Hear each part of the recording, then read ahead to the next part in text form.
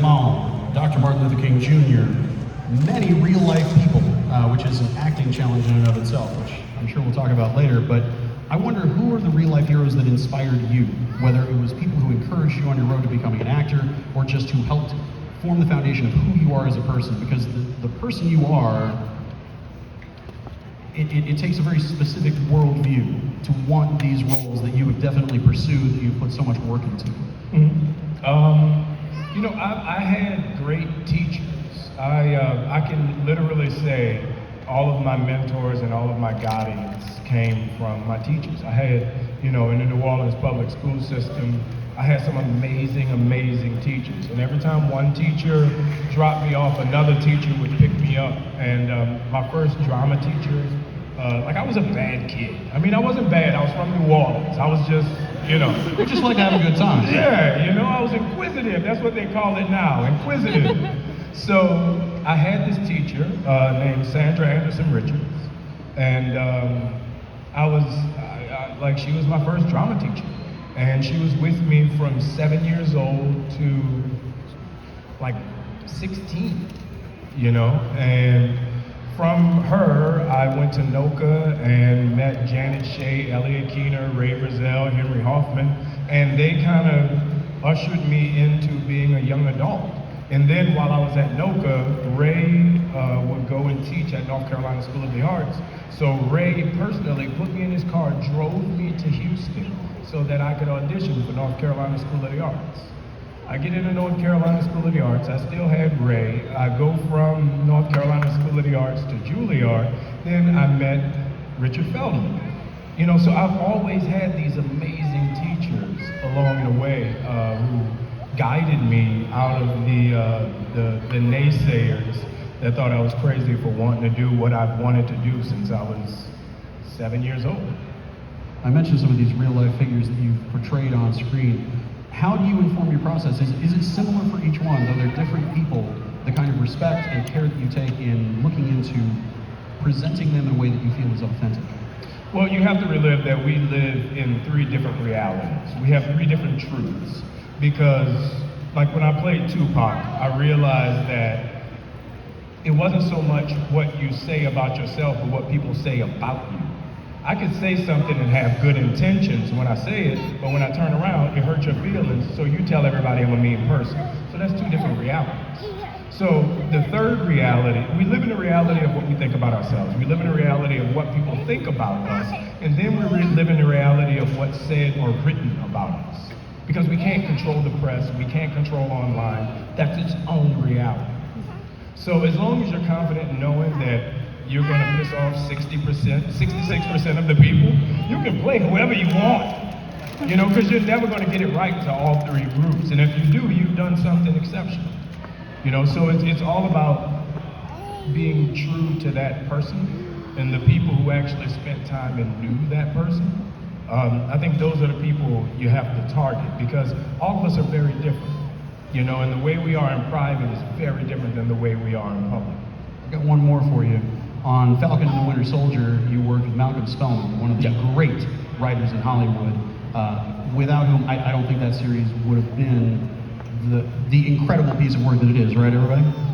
What was it like working with Mr. Spellman on a character that you had already established in the Marvel Universe, and that now he was lending his perspective to? No, Malcolm was amazing. Malcolm is literally everybody's old, angry uncle. Like the one uncle, you know, he coming over for the holidays, and he gonna say something to upset everybody at the table, and that's Malcolm.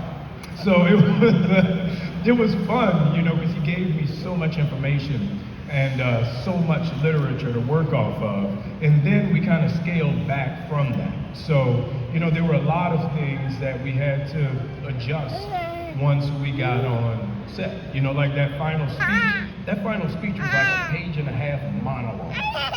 And I was like, yo, Mal, nobody want to see me talk for a 1.5 pages. I don't want to see anybody talk for a 1.5 pages. So we went through it, got the bullet points, made the adjustments, and he was 100% open to making that happen. You know, Kari, who directed it, you know, she was an integral part in that process as well.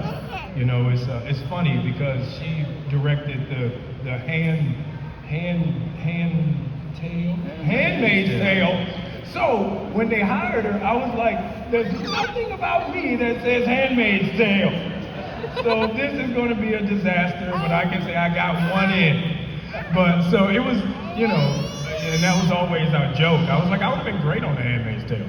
So it, but it, you know, she really kind of, you know, kept us calm and put us, Sebastian and I, in the pocket of all the chaos that was around us and COVID kicking off and people getting hurt and all this stuff, really keeping us calm in making the show work. Now we got to turn it over to the fans, and this is the dumbest joke that I got all weekend. On your left, first. I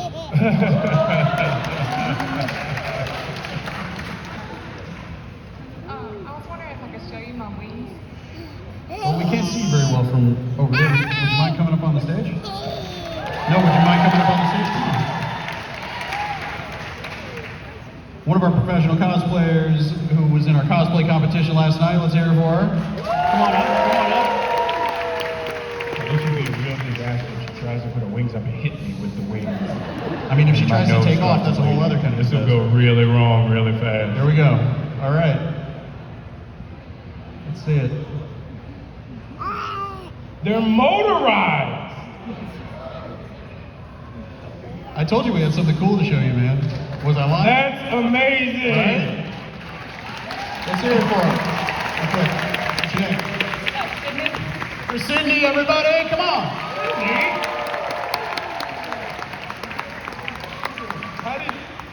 I have so many questions. I have so many questions. Now, how do you put them down? Remote control. This has now become about Cindy. Don't mind me. Talk amongst yourselves. Cindy, what is this remote control contraption, and how? That's hilarious. It's like when you go into a rich person's bathroom and the toilet seat goes up by itself. Have you ever had that experience? Or like the toilet seat is warm? Like how is your toilet seat warm, Cindy? Come here. How did you? Oh, they're gonna pop out. He's asking the question. Gonna go wrong. Okay, so what did you do? How did you do that?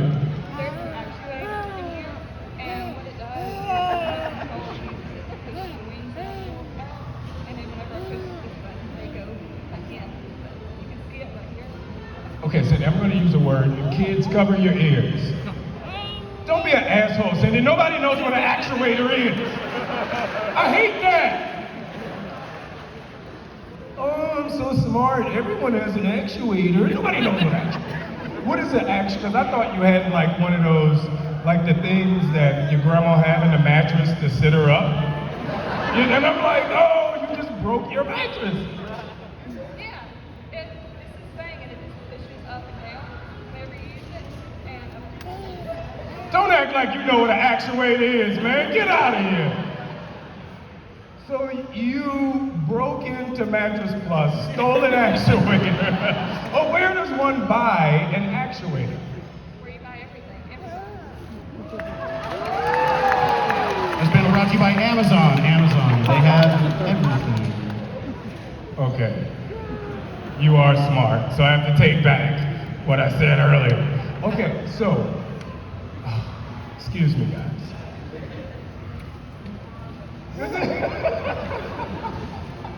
That's really amazing, and I'm gonna go order an actuator. And don't take this the wrong way. Can I see your actuator? Do I have to? You would have to. What do you? Well, No, just the. Okay.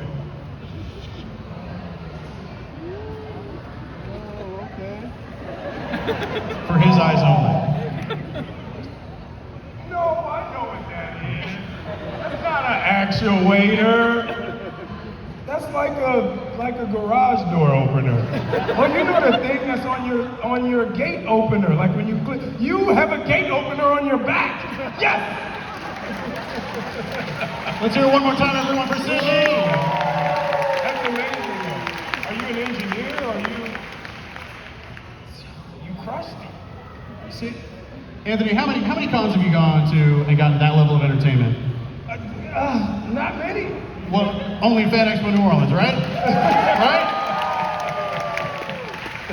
Let's throw it to the very generous gentleman who made way for Cindy to go up Now first. we all know what it is. Right there. Excuse me, pardon me, pardon me. It's like being in church and you have to hold your finger up and everybody will get out your way. Hey Anthony, I appreciate you being here, even though you're a Saints fan missing the game. So first and foremost, have a stand. That kind of brings me to my next question. What do you miss most about New Orleans when you aren't here and you're working? Great question. Shrimp po' boys. I've thought about it long and hard because I looked like this because I was gone for like 5 months doing a movie, and the whole time, every day, I would go to lunch, and you know you have your choice of fish, chicken, or beef, and I'm like, I just want a po' boy. Like I want a shrimp po' boy with extra pickles, hot sauce, dressed. And then I was in a country that like didn't have turkeys. I'm like, so what do you eat for Thanksgiving? Like you don't have turkeys. So we got turkeys, and I brought fried turkey to Saudi Arabia. I did that. They had never seen turkeys, let alone a fried turkey.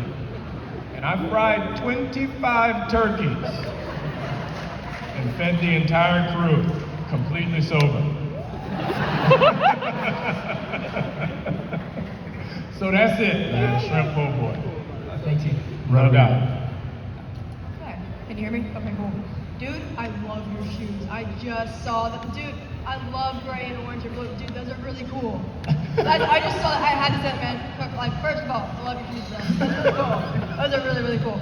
Second of all, how's your day been so far? Because I know that you